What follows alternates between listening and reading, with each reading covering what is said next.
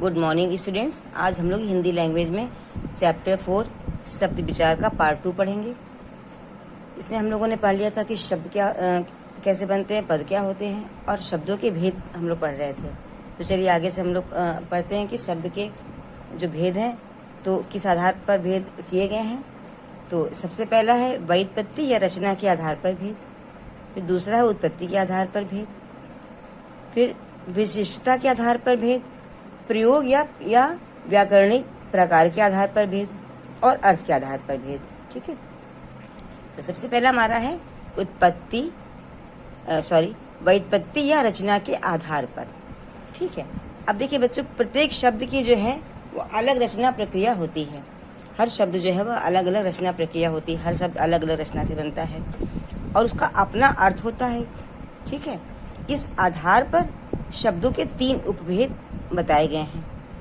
क्योंकि प्रत्येक शब्द की अलग अलग रचना होती है, उनका अलग अलग अपना अर्थ होता है, तो इसके आधार पर इसके 3 उपभेद बताए गए हैं रचना के आधार पर। वो कौन कौन से हैं देखिए। रूढ़ या मूल शब्द, ठीक है, दूसरा है यौगिक शब्द और तीसरा है योग रूढ़ शब्द। ठीक है, पहला क्या है रूढ़ या मूल शब्द, दूसरा है यौगिक शब्द, तीसरा है योग रूढ़ शब्द। अब देखिए रूढ़ या मूल शब्द क्या होते हैं। तो जो शब्द किसी विशेष अर्थ के लिए रूढ़ हो, ठीक है, ऐसे शब्द जो किसी विशेष अर्थ के लिए रूढ़ हो और उनका खंड करने पर, मतलब उनको तोड़ने पर कोई भी अर्थ ना निकले, तो वो रूढ़ या मूल शब्द मूल शब्द कहलाते हैं। मूल शब्द का अर्थ ही होता है कि मूल शब्द जिनको बनाया नहीं गया, जो अपने आप ही प्राचीन काल से या समय से चले आ रहे हैं, वो मूल शब्द। ठीक है, तो मूल या रूढ़ शब्द उनको बोलते हैं और उनको तोड़ने पर खंड नहीं करते, मतलब उनके खंड अगर हम करें तो उसी खंड का कोई एक खंड करने पर कोई अर्थ नहीं निकलता है, तो वो हमारे होते हैं रूढ़ या मूल शब्द। अब देखिए क्या होते हैं। अब जैसे हाथ ही एक ऐसा शब्द है जो हम बहुत समय से सुनते आ रहे हैं कि हाथ है, कि हाथ हमारा हाथ से हम समझ जाते हैं कि भाई हमारा ये हाथ। पुस्तक, दिन, सूर्य, चंद्रमा, तारे, आकाश, पाताल, ये सब कुछ ऐसे शब्द हैं जो कि मूल शब्द हैं। ठीक है, और अगर हम इन्हें तोड़ें, अगर हम दिन को तोड़ें, ठीक है, तो दी और ना, तो ये वर्ण विच्छेद हो जाएगा, लेकिन कोई इसका अलग अर्थ नहीं निकलेगा। तो इस प्रकार के शब्द हमारे रूढ़ या मूल शब्द होते हैं। अब देखिए सूर्य को अगर हम तोड़ते हैं तो तोड़ने पर किसी भी जो है वर्ण का कोई अलग से अर्थ नहीं निकलेगा, शब्द तो कोई बनेगा ही नहीं, और जो भी वर्ण इसका बनेगा उसका भी कोई अलग से अर्थ नहीं निकलेगा। अब देखिए जैसे हाथ है, हाथ को तोड़ा, हा प्लस था, कोई अर्थ नहीं निकला। पुस्तक को आप अगर जो तोड़े, चाहे वर्ण विच्छेद करें या आप तोड़ें, पुस्तक को जैसे आपने अगर किया पुस्त प्लस का कर दिया, तो पुस्तक का भी कोई अर्थ नहीं निकला नहीं निकला, है ना। तो इस तरह से अब देखिए दिन में दी और ना कर दिया, कोई अर्थ नहीं। सूर्य में अगर हम सू प्लस रिया और ये रिया को अलग कर दें, कोई अर्थ इसका बना, कोई अर्थ नहीं निकलता है, तो ये निरर्थक शब्द हैं। तो ऐसे अन्य शब्द जो है वो बहुत सारे हैं, जैसे जल, घर, सुबह, कमल, गमला, धोबी, सेना, हाथी इत्यादि।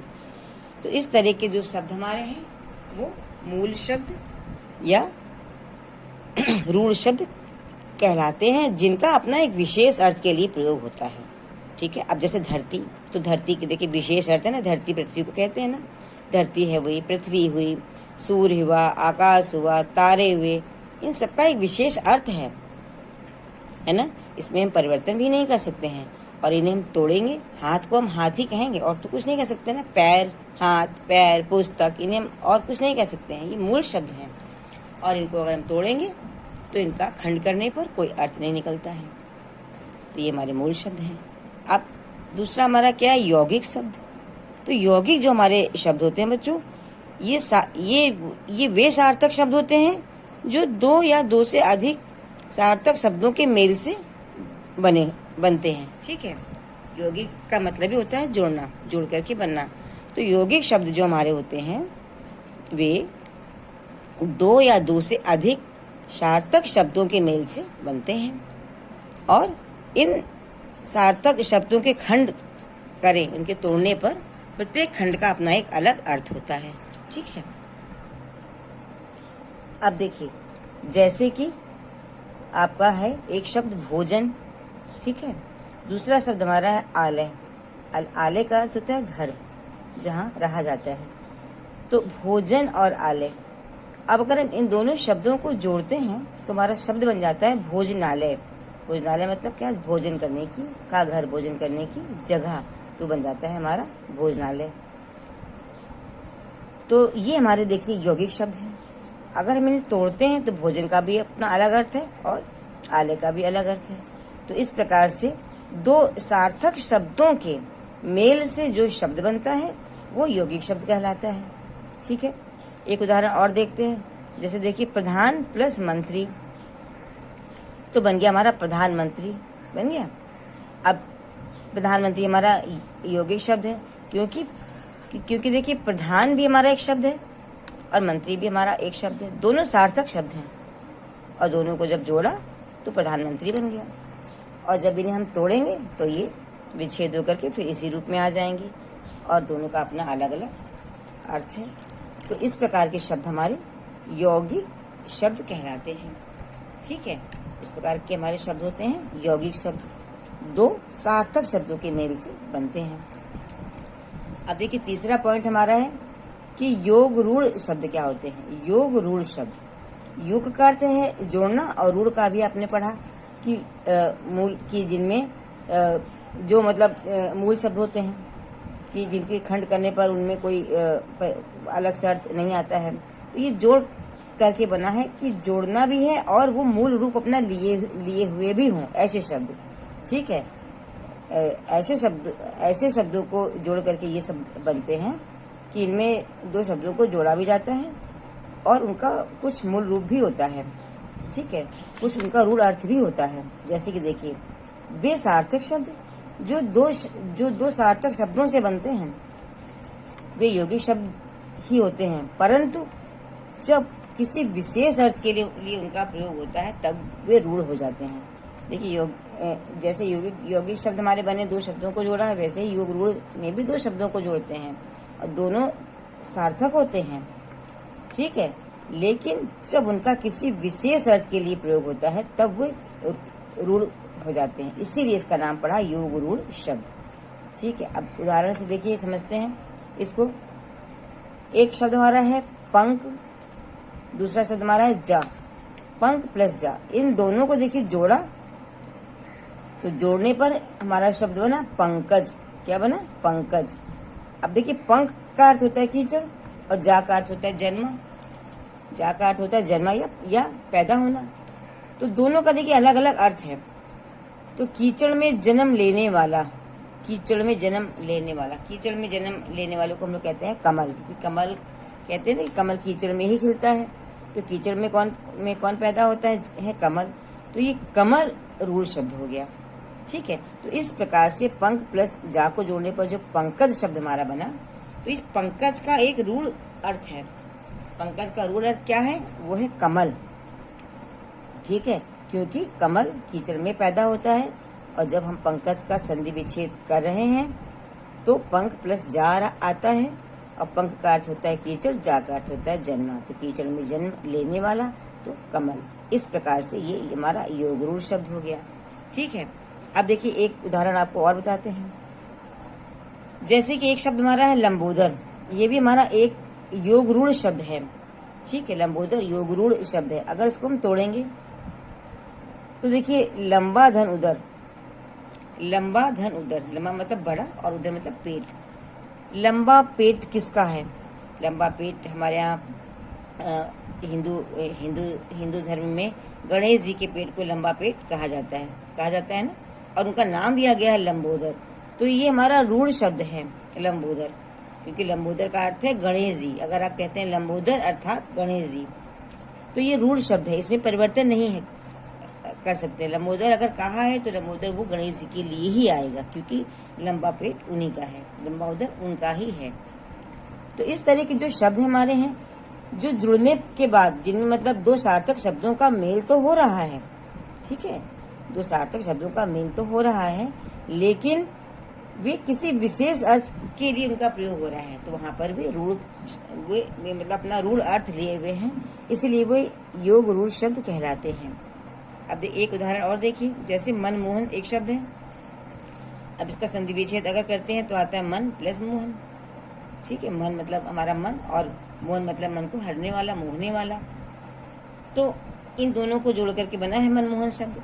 ये मनमोहन शब्द का एक रूढ़ अर्थ है कि मनमोहन भगवान श्री कृष्ण जी को भी कहते हैं, ये इनका एक नाम है मनमोहन। तो भगवान श्री कृष्ण के बहुत सारे नाम हैं, उनमें एक इनका नाम मनमोहन भी है। ये मनमोहन हमारा रूढ़ शब्द हो गया, ठीक है, मन को मोहने वाले अर्थात श्री कृष्ण भगवान। तो इसलिए ये हमारा योग रूढ़ शब्द हो गया। तो इस प्रकार से ये हमारे योग रूढ़ शब्द के उदाहरण। अब देखिए हमारा सेकंड हमारा उदाहरण है कि उत्पत्ति के आधार पर, स्रोत या उत्पत्ति के आधार पर। स्रोत या उत्पत्ति का क्या अर्थ होता है बच्चों? स्रोत का अर्थ होता है जरिया या मूल स्रोत, यानी जहाँ से उसका उत्पन्न हुआ, जहाँ से वो पैदा हुआ, वो होता है स्रोत। तो किसी शब्द, किसी वस्तु का जो उद्गम स्थल होता है, यानी जहाँ से वो वस्तु पैदा होती है, या उत्पत्ति का आधार ही उसका स्रोत होता है, जहाँ से उसकी उत्पत्ति होती है, जहाँ से वो शब्द जो है वो, जहाँ से वो वस्तु पैदा होती है, वो उसका उद्गम स्थल होता है। तो इसी तरह से हिंदी भाषा में शब्द जो है वो कई स्रोतों से आता है, अर्थात कई भाषाओं से आए हैं, है ना। हिंदी भाषा में जो हमारे पास शब्द का भंडार है, जो शब्दकोश हैं, वो कई भाषाओं से आए हैं। तो जैसा कि अब हम सब इस बात को जानते हैं कि हिंदी भाषा जो है वो संस्कृत भाषा से ही उत्पन्न हुई है ना। हिंदी भाषा जो है हमारी संस्कृत भाषा से ही उत्पन्न हुई है, परंतु इसे सक्षम और समर्थ बनाने के लिए और मजबूत बनाने के लिए, विश्व स्तर तक ले जाने के लिए, मतलब पूरी दुनिया में हिंदी का प्रचार करने के लिए और हिंदी भाषा के महत्व को ज़्यादा से ज़्यादा बढ़ाने के लिए विभिन्न भाषाओं के शब्दों को भी स्वीकृत करना आवश्यक था। इसलिए कई सारी भाषाएं भी इसमें शामिल हुई, जोड़ी गई, ठीक है। क्योंकि जब हम बहुत सारी चीज़ों का ज्ञान रखते हैं, बहुत सारी बातों को अपनी भाषा में शामिल हम करते, तो हमारी भाषा को और विस्तार मिलता है, ठीक है, और वो महान बनती है। तो इसीलिए संस्कृत भाषा तो उसका उद्गम स्थल है, संस्कृत भाषा से हिंदी भाषा बनी है, लेकिन हिंदी भाषा को विश्व स्तर तक ले जाने के लिए विभिन्न भाषाओं के शब्दों को स्वीकृत करना आवश्यक हो गया था। इसीलिए शब्दों की उत्पत्ति को आधार मानकर उनका विभाजन अगर किया जाए तो हिंदी भाषा में प्रयुक्त होने वाले शब्दों का विभाजन इस प्रकार होगा कि उत्पत्ति के आधार पर देखिए कौन कौन से शब्द अपनाए गए हैं। पहला हमारा है तत्सम शब्द, दूसरा हमारा है तद्भव शब्द, तत्सम तद्भव शब्द, देशज शब्द, विदेशी शब्द और संकर शब्द। तत्सम, तद्भव, देशज, विदेशी और संकर शब्द। तो ये हमारे उत्पत्ति के आधार पर 5 प्रकार के शब्द लिए गए हैं। तो देखिए तद्भव शब्द क्या होता है बच्चों? तद्भव शब्द बच्चों होता है कि आपको पता है कि संस्कृत हिंदी भाषा की जननी रही है, मतलब संस्कृत से हिंदी भाषा की उत्पत्ति हुई, बनी है। तो हिंदी के विकास के लिए संस्कृत से जो भी शब्द आए उनका प्रयोग बिना किसी परिवर्तन के जब हम वैसे ही ज्यों का त्यों हिंदी में करते हैं, तब उन्हें तत्सम शब्द कहते हैं, क्योंकि हमारी जो हिंदी है वो संस्कृत से ही बनी है। तो बहुत से संस्कृत के ऐसे शब्द हैं जिन्हें हम हिंदी में और साधारण बोलचाल की भाषा में वैसा ही बोल भी देते हैं। तो जब हम उनको वैसा ही बोल देते हैं तो ये हमारे तत्सम शब्द होते हैं, बिना किसी परिवर्तन के, ठीक है, बिना किसी परिवर्तन के। जैसे कि एक शब्द है धृत। धृत का अर्थ होता है बच्चों घी। तो अगर हम धृत बोल देते हैं तो धृत हमारा संस्कृत का शब्द है, और हम हिंदी की साधारण बोलचाल की भाषा में हम धृत बोलते भी हैं, ठीक है। दुग्ध, दुग्ध मतलब दूध। साधारण बोलचाल की भाषा में हम दूध बोलते हैं, लेकिन संस्कृत शब्द इसका दुग्ध है। तो अगर दुग्ध बोल दिया तब भी समझ में आ जाता है कि हाँ वो दूध के बारे में बात हो रही है। अब जैसे विवाह शब्द, विवाह शब्द हमारा संस्कृत का शब्द है। ये इसमें देखिए, इसको हिंदी भाषा में साधारण बोलचाल की भाषा में ऐसे ही बोलते हैं ना। स्वर संस्कृत का शब्द है, लेकिन हिंदी भाषा में साधारण भाषा में इसको बोलते हैं। सर्प संस्कृत का शब्द है, हिंदी में इसको बोलते हैं। तो ये सब हमारे तत्सम शब्द हैं। बहुत से ऐसे तत्सम शब्द हैं जिन्हें हम हिंदी भाषा में साधारण बोलचाल की भाषा में बोलते हैं। जैसे सूर्य है, जैसे पृथ्वी है, बोलते हैं ना, इस तरह से। अब देखिए, दूसरा हमारा पॉइंट है तद्भव शब्द। तो तद्भव शब्द क्या होते हैं बच्चों? तो देखिए, तद्भव शब्द वे शब्द होते हैं कि जब हम संस्कृत भाषा के जो शब्द होते हैं उनका प्रयोग उनके मूल रूप में ना करें, मतलब उनको वैसा जैसे हैं उनको वैसा एज इट इज़ ना बोलें, बल्कि थोड़ा बहुत बदलाव करने के साथ उन शब्दों को बोलें, तो वे तद्भव शब्द कहलाते हैं। ठीक है, तो यानी कि जो तत्सम शब्द हमारे वो संस्कृत के मूल रूप होते हैं। तो जब हम संस्कृत भाषा से आए हुए शब्दों का प्रयोग मूल रूप में ना करें और कुछ बदलाव के साथ हम उन्हें बोलें या कहें, तब वे तद्भव शब्द कहलाते हैं। तो तद्भव का अर्थ होता है उसके जैसा हो गया, यानी उत्पत्ति तो संस्कृत से हुई, लेकिन स्वरूप में बदलाव हो गया। ठीक है, जैसे कि अभी आपको बताया था झट, ये हमारा तत्सम शब्द है संस्कृत का, उसको उसमें बदलाव करके हम लोग उसको बोलते हैं घी, बोलते हैं ना। दुग्ध संस्कृत शब्द है, बदलाव करके उसको बोलते हैं दूध। साधारण बोलचाल की भाषा में दूध में उसको दूध बोलते हैं ना, तो ये तद्भव हो गया। विवाह को अक्सर लोग बोलते हैं ब्याह हो गया, तो ये हमारा तद्भव शब्द है। स्वर, इसको बोलते हैं सुर, कि इनका सुर नहीं सही है या सुर नहीं लगा, तो ये हमारा तद्भव शब्द हो गया। देखिए, परिवर्तन करके थोड़ा बहुत इसको बोलते हैं, तब ये हमारा तद्भव शब्द हो जाता है। तो कहने का तात्पर्य ये है कि जब संस्कृत के जो शब्द हैं उनमें थोड़ा परिवर्तन करके हम हिंदी की साधारण बोलचाल की भाषा में बोलते हैं, तो वही शब्द हमारे तद्भव शब्द कहलाते हैं। ठीक है, अब देखिए, हमारा थर्ड पॉइंट है देशज शब्द। देशज का मतलब होता है देश प्लस जा, यानी कि देश में जन्म लेने वाले शब्द, इसीलिए इसको कहा गया देशज। देशज शब्द, तो शब्द जो हिंदी भाषा में संस्कृत में नहीं आए हैं, पर वे भारतीय मूल के ही हैं। ठीक है, ऐसे शब्द जो हमारे भारत के ही, हमारे देश में जिनका जन्म हुआ है, ये शब्द भारत देश के विभिन्न प्रांतों, जातियों, बोलियों, इन सब से आकर के हिंदी भाषा के अंग बन गए हैं। ठीक है, तो देशज शब्द और ये देशज और इन्हीं शब्दों को हम देशज शब्द कहते हैं। तो देश में ही जन्म लेने के कारण इन्हें देशज शब्द कहा गया है। जैसे कि कुछ उदाहरण देखिए, झाड़ू है, खाट, पगड़ी, लोटा, डिब्बा, पेट, ये सब शब्द हम लोग साधारण बोलचाल की भाषा में बोलते रहते हैं ना।